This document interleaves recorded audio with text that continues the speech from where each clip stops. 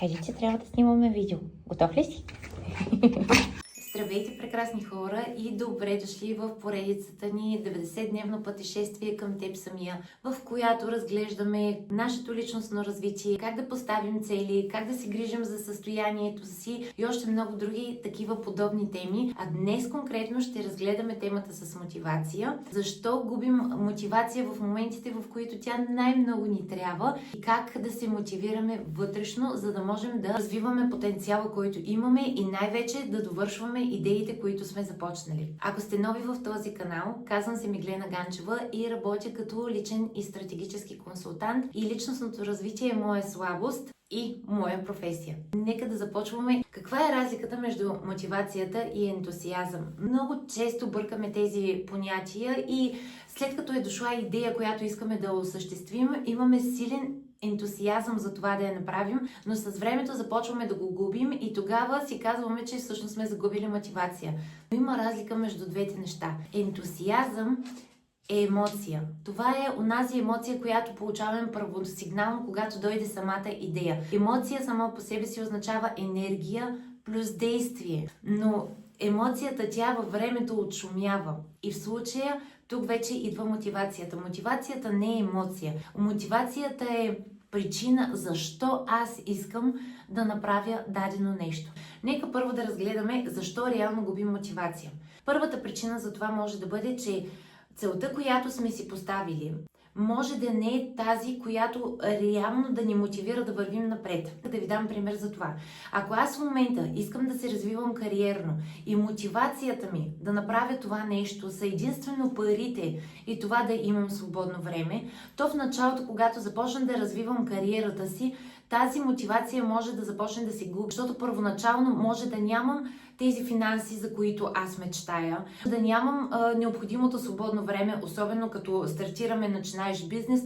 Тези две неща в началото може да се каже, че леко липсват. Ето това е грешно поставена мотивация. Какво обаче можем да направим в случая? Ако аз в момента стартирам кариера и искам да се развивам и винаги да бъда мотивирана, то мотивацията ми за това трябва да бъде много по-смислена и много по-стойностна. Нека да ви дам пример. Ако искам да стартирам кариера, то може би е в моя случай, както аз се занимавам с личностно развитие, то може би е защото искам да съдействам на хората да бъдат по-щастливи, да имат по-добри взаимоотношения с хората, да могат да изразят потенциала и идеите, които имат, без да се страхуват, без да имат блокажи. И виждате ли това как ми дава смисъл? Защото аз самата като човек съм била в предна позиция, в която съм се страхувала, в която много съм се повлиявала от външни влияния, и аз съм преминала през този период, вече имам тази опитност и искам да помагам на хората, защото знам какво удовлетворение стои, когато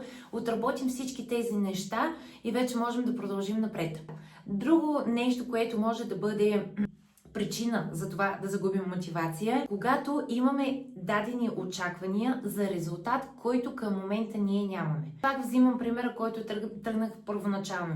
Ако аз в момента стартирам нов бизнес, за да имам много повече финанси, но финансите в началото не идват, то това ще ме разочарова, защото това ще се размине с моето лично очакване за резултата, който желая. Може да положа 6 месеца усилия и да нямам никаква финансова облага, и това ще ме демотивира и ще започна да търся някакво друго нещо, с което да се мотивирам, и така от постоянно на различни периоди ще започна да хващам различни идеи, които да осъществявам, с цел те да ми носят мотивация, но реално след това отново ще губя мотивацията, ако няма стойност в това, което правим. Третата причина да губим мотивация може да бъде в това, че търсим мотивация отвън. Вместо ние самите да намираме начин да се мотивираме, като поставим една смислена цел, зад която да градим даденото нещо, то тогава започваме да търсим различни ментори с цел мотивация, които говорят вдъхновяващо, които дават различни съвети. Може да започнем да слушаме определени подкасти, в които се говори за това как хората са успели. Може да започнем да четем такава вид литература, която е мотивационна, но това ще носи временен ефект. И сега идва ключето. Как да се мотивираме вътрешно? Първото нещо, което вече изговорихме, това да намираме смислена цел, зад която да се мотивираме, която да е причина да имаме тази мотивация да вървим напред дори в трудните моменти.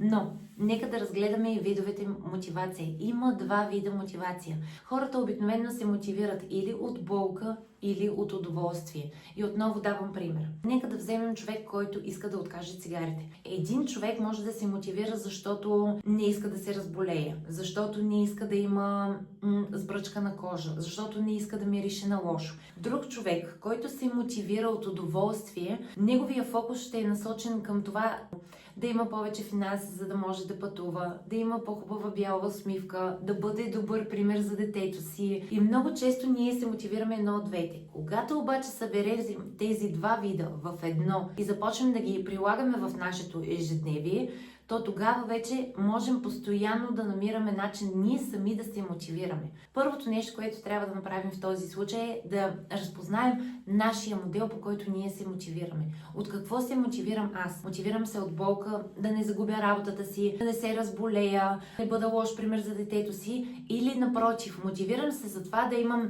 по-добър живот, да имам по-добър дом. Кой е начинът, по който се мотивирам аз?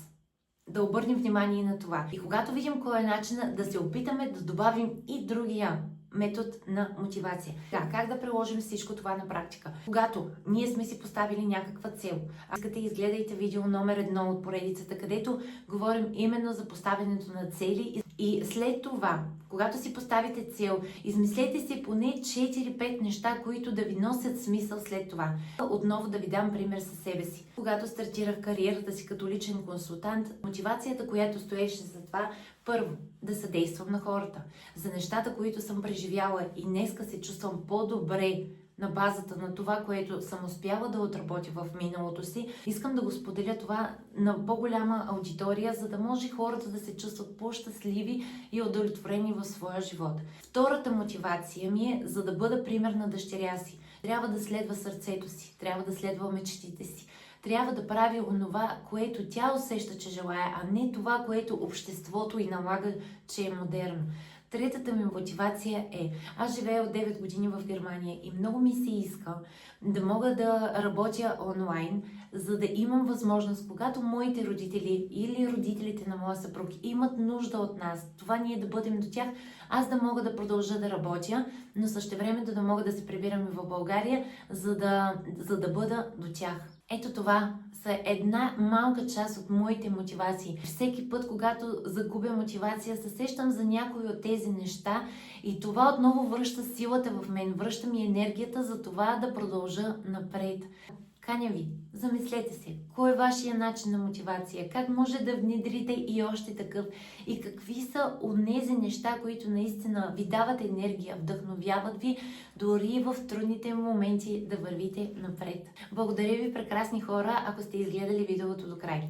Тази година имам за цел да развия този YouTube канал и ще ви бъда благодарна, ако харесате и се абонирате тук за него и ако все пак имате някакви осъзнавания и това дали видеото ви е било полезно, ще се радвам да ми напишете в коментар. А сега ви казвам чао и до скоро. До следващия път. Прегръдки на всички!